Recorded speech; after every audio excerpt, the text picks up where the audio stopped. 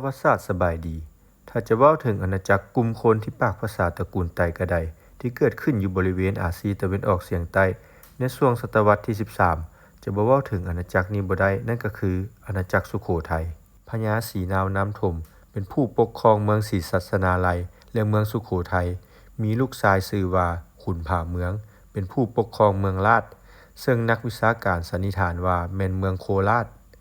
บางคนก็ว่าแม่นเมืองพิไสในจังหวัดอุตรดิตถ์ขุนผาเมืองผู้นี้มีสายสัมพันธ์ที่ใกล้ชิดกับอาณาจักรเขมรหลายเพราะกษัตริย์เขมรได้มอบพระธิดาพระนางสิงขรมหาเทวีให้มาเป็นพระมเหสีเพื่อเป็นการผูกสัมพันธ์ระหว่างเมืองจุดเปลี่ยนแม้นหลังจากพญาศรีนาวน้ำถมพระราชบิดาของขุนผาเมืองเสด็จสวรรคตขอมสบาทโขนลำพงจึงได้ยึดอำนาจเมืองศรีศาสนาลัยและเมืองสุโขทัยจากการตีความของนักวิชาการไทยได้อธิบายว่าขอมสบาทโขนลำพงน่าจะเป็นพวกผู้สำเร็จราชการแทนเจ้าชีวิตเขมรในเวลานั้นเมืองของผู้เป็นพ่อถูกพวกขอมยึดอำนาจแนวนี้ขุนผาเมืองจึงได้สักส่วนหมู่ผู้หนึ่งที่เป็นเจ้าเมืองบางอย่างในเวลานั้นซึ่งมีนามว่าขุนบางกลางหาวให้ร่วมกันยึดอำนาจคืนจากขอมสบาทโขนลำพงจนสำเร็จและได้ตั้งให้ขุนบางกลางหาวเป็นผู้ปกครองเมืองและได้สถาปนาขึ้นเป็นศรีอินทรบดินทราทิตหรือขุนศรีอินทราทิตในปีคศ1238หรือพศ1781ส่วนขุนผาเมืองก็กลับขึ้นไปปกครองเมืองราชคืนซึ่งเฮาสามารถเว้าได้ว่านี่แม่นช่วงเวลาของสุโขทัยที่ได้ปลดแอกตนเองจากอำนาจของอาณาจักรเขมรที่ได้มีอำนาจเหนือดินแดนนี้มาเป็นเวลาดนนานสุโขทัยภายใต้การปกครองของขุนบางกลางหาวได้กลายเป็นเมืองหนึ่งที่มีความสำคัญทางด้านเศรษฐกิจการค้าทางบกเพราะสินค้าจะไปมอตมะไม่ต้องผ่านสุโขทัยซึ่งมันได้เป็นเหตุผลอันหนึ่งที่เฮ็ดให้สุโขทัยหั่งมีและร่ำรวยขึ้นขุนบางกลางหาวมีลูกทั้งหมด5คนคนทำอิฐตายแต่ยังน้อยคนที่2แม่นขุนบานเมืองคนที่3แม่นขุนรามคำแหงและคนที่4 5แม่นผู้หญิงบ่ปรากฏนาม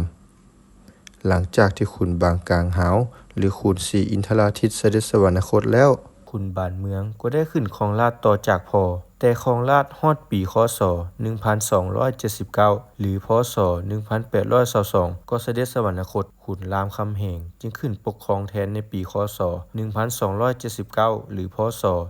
1822ขุนรามคำแหงมีลูกอยู่3คนคือพญาเลอไทยพญาไซสงครามและแม่นางสอยดาวสุโขทัยในรัชสมัยของขุนรามคำแหงนี้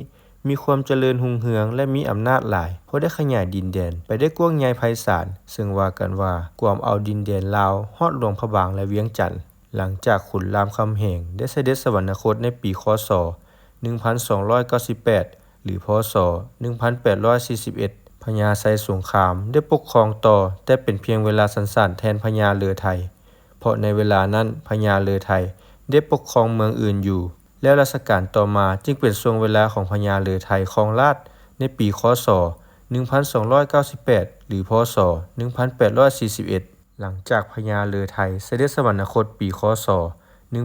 1323หรือพศ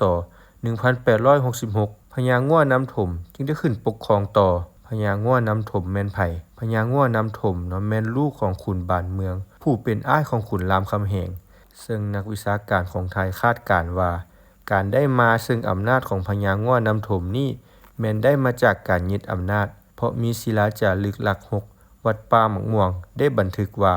พญาเลอไทยได้สละราชสมบัติออกผนวกหรือออกบวชแล้วหลีกทางให้พญางั่วน้ำถมขึ้นครองราชย์ในปีคศ1323หา1347หรือพศ1866หา1890หลังจากหมดสมัยของพญางั่วน้ำถมแล้วความวุ่นวายในราชสำนักสุโขทัยเองก็ได้เกิดขึ้นอีกมีการแย่งชิงอำนาจระหว่างพี่น้องนำกันเองพญาลิไทยผู้เป็นลูกของพญาเลอไทยจึงได้ยกกำลังพลจากเมืองศรีศาสนาลัยมายึดอำนาจญาติราชสมบัติและได้ควบคุมอำนาจเมืองสะหลวงสองแคได้สำเร็จซึ่งเป็นฐานของกลุ่มอำนาจวงพญางั่วน้ำถมแล้วได้สถาปนาตนเองเป็นพระมหาธรรมราชาที่1ในปีคศ1347หา1368หรือพศ1890หา1911 ในช่วงรัชสมัยของพญาลิไทยพระองค์มีความฝันอยากจะนำพาสุโขทัยกลับไปเจริญรุ่งเรืองแบบสมัยขุนรามคำแหงพระอัญญาของพระองค์เพิ่นเลยได้ส่งกองทัพออกไปปราบหัวเมืองน้อยใหญ่ต่างๆที่เคยขึ้นนำสุโขทัยตั้งแต่สมัยขุนรามคำแหงให้มาขึ้นนำแต่ก็บ่สามารถเฮ็ดได้สำเร็จครบทุกเมืองเพราะในเวลานั้นสุโขทัยบ่ได้ยิ่งใหญ่คือแต่ก่อนทางเหนือก็ติดกับล้านนาทางตะวันออกก็ติดกับล้านสร้างของพระเจ้าฟ้างุมที่มีความเข้มแข็งและทางทิศใต้ก็ติดกับอยุธยาของพระเจ้าอู่ทองที่กำลังเติบใหญ่ขยายตัว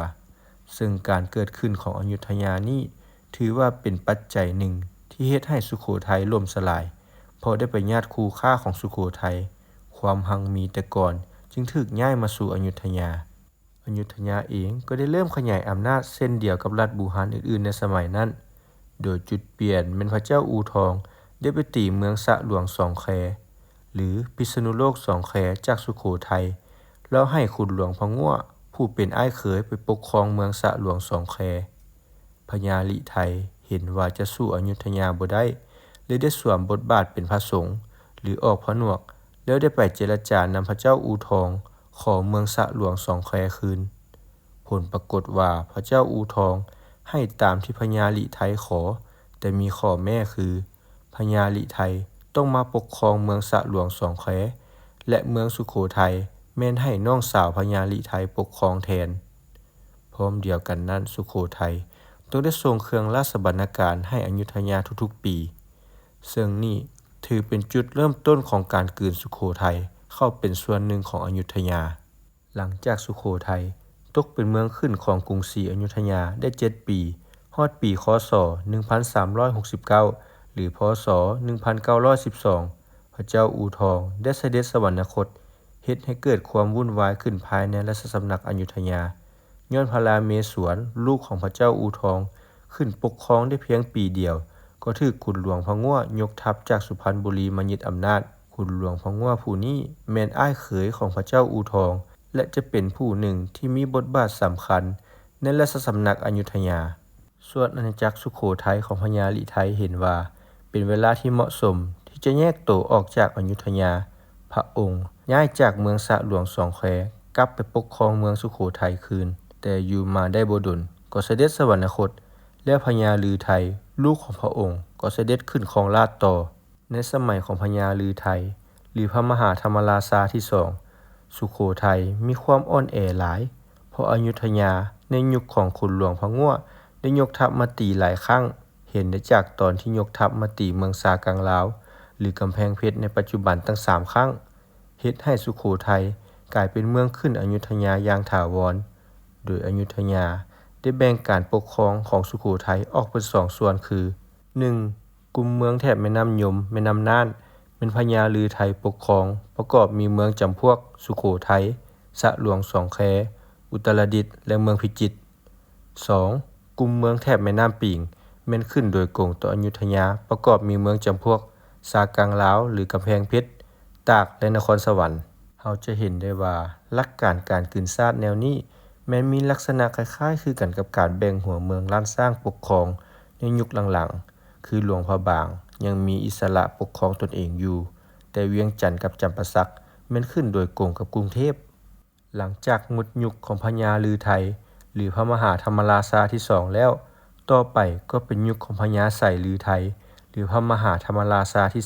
3ยุคนี้ถือเป็นยุคปกครองในฐานะเป็นประเทศสราชของอยุธยา